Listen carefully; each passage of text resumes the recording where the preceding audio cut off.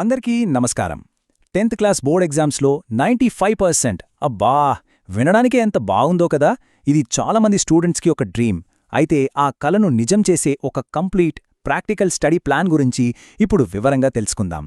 సరే, మరి స్టార్ట్ చేద్దామా? చాలామంది స్టూడెంట్స్ మనసులో మెదిలే మొదటి డౌట్ ఇదే. ఇంత ప్రెషర్ మధ్య ఇంత పెద్ద సిలబస్తో 95% స్కోర్ చేయడం నిజంగా పాసిబులేనా అనిపిస్తుంది. చూడ్డానికి గోల్ కొండంత పెద్దగా కనిపించొచ్చు, కానీ అసాధ్యమైతే కాదు. అవునండి, ఖచ్చితంగా సాధ్యమే. దానికి కావాల్సింది కేవలం ఒకే ఒక్క విషయం.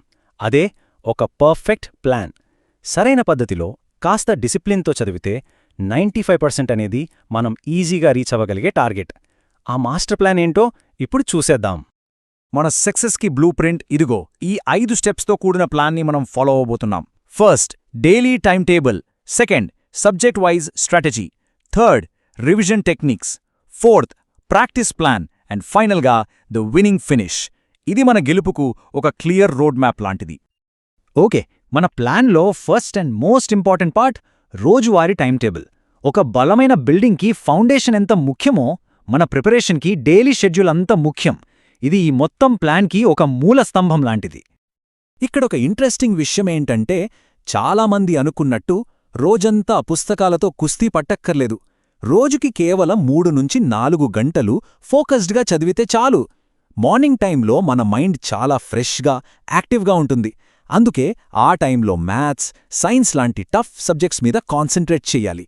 ఈవినింగ్ టైంలో థియరీ సబ్జెక్ట్స్ ఇంకా నైట్ ప్రాక్టీస్కి కేటాయించడం అనేది బెస్ట్ మెథడ్. సరే, ఇప్పుడు సెక్షన్ 2కి వచ్చేశాం.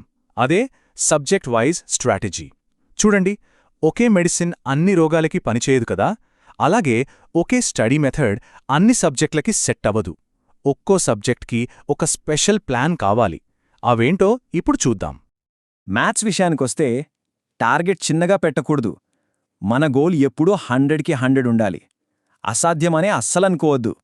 రైట్ అప్రోచ్తో ఇది చాలా ఈజీ. మన టార్గెట్ ఎంత పెద్దగా ఉంటే మన ఎఫర్ట్ అంత గట్టిగా ఉంటుంది. మ్యాథ్స్లో ఆ మ్యాజిక్ నంబర్ రీచ్ అవ్వాలంటే ఈ 4 రూల్స్ చాలా ముఖ్యం. ఫస్ట్, ఫార్ములాలన్నింటినీ ఒకే చోట ఒక చిన్న నోట్బుక్లో రాసుకోవాలి. దీనివల్ల రివిజన్ చాలా సింపుల్ అయిపోతుంది. రోజూ కనీసం 20 నుంచి 30 సమ్స్ ప్రాక్టీస్ చేయడం వల్ల స్పీడ్ అండ్ యాక్యురసీ రెండూ పెరుగుతాయి. అన్నింటికన్నా ఇంపార్టెంట్, పాత క్వశ్చన్ పేపర్స్ సాల్వ్ చేయడం. దీనివల్ల రిపీట్ అయ్యే క్వశ్చన్ మోడల్స్ మీద ఒక క్లారిటీ వస్తుంది. సైన్స్ ఒకటే సబ్జెక్ట్ అయినా దాన్ని చదివే విధానం వేరుగా ఉండాలి. ఫిజిక్స్లో అంత ఫార్ములాల చుట్టూనే తిరుగుతుంది. సో వాటిని బాగా నేర్చుకుని రోజు కొన్ని ప్రాబ్లమ్స్ సాల్వ్ చేయాలి. అదే బయాలజీలో డయాగ్రమ్స్ చాలా ఇంపార్టెంట్. నీట్గా బొమ్మలు గీయడం, పాయింట్స్ వైజ్ ఆన్సర్స్ రాయడం ప్రాక్టీస్ చేయాలి. ఇక కెమిస్ట్రీ, ఇక్కడొక సీక్రెట్ ఉంది. రియాక్షన్స్ని బట్టి పట్టొద్దు. వాటి వెనకున్న లాజిక్ని అర్థం చేసుకోవాలి. ఇది చాలా చాలా ఇంపార్టెంట్ పాయింట్. ఇక సోషల్, లాంగ్వేజెస్ విషయానికొస్తే ఇక్కడ కన్సిస్టెన్సీ అనేది మంత్రం లాంటిది. హిస్టరీలో డేట్స్ కోసం చిన్న నోట్స్, జాగ్రఫీలో రోజు ఒక మ్యాప్ పాయింటింగ్ ప్రాక్టీస్ చేయడం వల్ల బాగా గుర్తుంటాయి. అలాగే ఇంగ్లీష్లో వీక్లీ ఒక ఎస్సే లేదా లెటర్ రాయడం, డైలీ కొన్ని గ్రామర్ క్వశ్చన్స్ ప్రాక్టీస్ చేయడం వల్ల మంచి గ్రిప్ వస్తుంది. సరే, బాగా చదివేశాం, కానీ చదివింది గుర్తుండాలి కదా. అదే అసలైన టాస్క్. చదవడం ఎంత ముఖ్యమో దాన్ని మన బ్రెయిన్లో పర్మనెంట్గా స్టోర్ చేసుకోవడం కూడా అంతే ముఖ్యం. నేర్చుకున్న విషయాల్ని ఎలా లాక్ చేయాలో ఇప్పుడు చూద్దాం. ఇదిగో, టాపర్స్ వాడే ఒక సూపర్ సీక్రెట్ వెపన్. అదే 3-7-21 రివిజన్ టెక్నిక్. చాలా సింపుల్. ఒక చాప్టర్ చదివిన తర్వాత దాన్ని కరెక్ట్గా 3వ రోజు, 7వ రోజు, ఆ తర్వాత 21వ రోజు మళ్ళీ ఒకసారి రివైజ్ చేయాలి. ఇలా చేయడం వల్ల ఆ టాపిక్ మన బ్రెయిన్లో బలంగా ప్రింట్ అయిపోతుంది. ఇది సరదాకి చెప్తున్న మాట కాదు, సైంటిఫిక్గా ప్రూవ్ అయిన విషయమిది. ఈ టెక్నిక్ని ఫాలో అయితే మన మెమరీ కెపాసిటీ దాదాపు 3 రెట్లు పెరుగుతుందట. సో దీని మన స్టడీ ప్లాన్లో తప్పకుండా చేర్చుకోవాల్సిందే. పరీక్ష ముందు రోజు ఆ పెద్ద పెద్ద పుస్తకాలు చూస్తేనే కొంచెం టెన్షన్ వస్తుంది కదా. ఆ టెన్షన్కి చెక్ పెట్టే సూపర్ టెక్నికే ఈ 1 పేజ్ నోట్స్.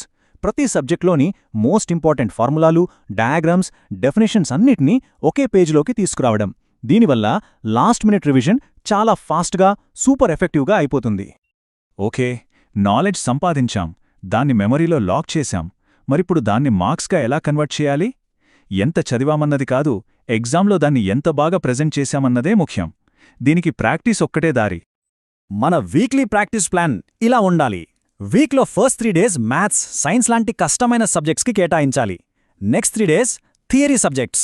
ఇక సండే చాలా స్పెషల్. ఆ రోజు ఒక ఫుల్ లెంత్ మోడల్ పేపర్ రాసి ఎక్కడ తప్పులు చేశామో అనలైజ్ చేసుకుని నెక్స్ట్ వీక్కి ప్లాన్ చేసుకోవాలి.